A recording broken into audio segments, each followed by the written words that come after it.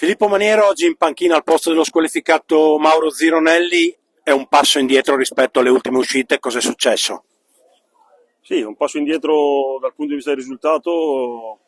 eh, Penso che fino allo 0-0, fino al primo gol loro, la partita fosse stata anche equilibrata, diciamo che non ci sono state grandissime occasioni né da parte nostra né da parte loro. Dopo il primo gol, dopo le espulsioni, tutto è cambiato. Quindi dispiace perché dopo un periodo positivo abbiamo subito sta sconfitta, ma insomma è giusto anche girare pagina e da domani pensare già a quello che dobbiamo fare domenica a Campodarsio. Era uno scontro diretto per cercare di raggiungere la posizione playoff. Quello che è emerso da questa sfida, la differenza, una maggior lucidità, maggior concentrazione, maggior pulizia nell'impostazione di gioco da parte del Villavalle rispetto al Charlins.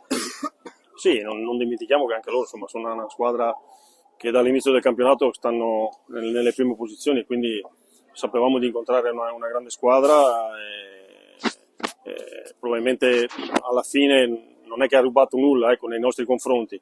Logico che poi noi, stando in 10 e poi stando in 9, è stato un po' tutto più difficile. Ripeto, fino allo 0-0 del primo gol la partita era equilibrata, tra due squadre che si vedeva che stavano in un buon momento, e poi la differenza l'ha fatta un po' il fatto del primo gol che ha spezzato un po' gli equilibri, e poi le due espulsioni che insomma diciamo che dal punto di vista dell'arbitraggio, io gliel'ho anche detto alla fine della partita, se lui avesse avuto il coraggio di fischiare il rigore al primo minuto super gol davanti alla porta, che il fallo c'era e c'era anche l'espulsione del difensore, poteva cambiare qualcosa. Purtroppo è un po' un trend che dall'inizio del campionato insomma, succede spesso queste cose che dal punto di vista dell'arbitraggio noi non vogliamo favori, ma non vogliamo neanche essere, diciamo così, avere un arbitraggio che ti penalizza. Oggi secondo me, al di là del risultato che ripeto, il Villavalle può aver anche meritato, dal punto di vista dell'arbitraggio siamo stati penalizzati.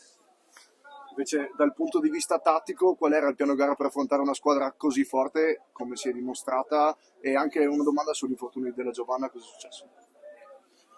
Ma dal punto di vista tattico l'abbiamo preparata guardando i filmati che ogni settimana guardiamo delle squadre che dobbiamo incontrare, quindi cerchiamo di contrapporre il nostro gioco in base a come giocano gli altri. Poi sai, le dinamiche del campo non sempre vanno con quello che tu vorresti fare o provi tutta la settimana. Però ripeto, io fino all'1-0 ho visto una partita equilibrata, perché anche il primo tempo che è finito al 0-0 ci sono state alcune azioni nostre, alcune azioni loro, ma nessuna delle due squadre aveva, diciamo così, preso il sopravvento sull'altra. Dal punto di vista della Giovanna, niente, è una botta sul polpaccio, ma una strisciata col tacchetto e praticamente si è gonfiato, il polpaccio si è gonfiato in una maniera stranissima e non riusciva a camminare bene.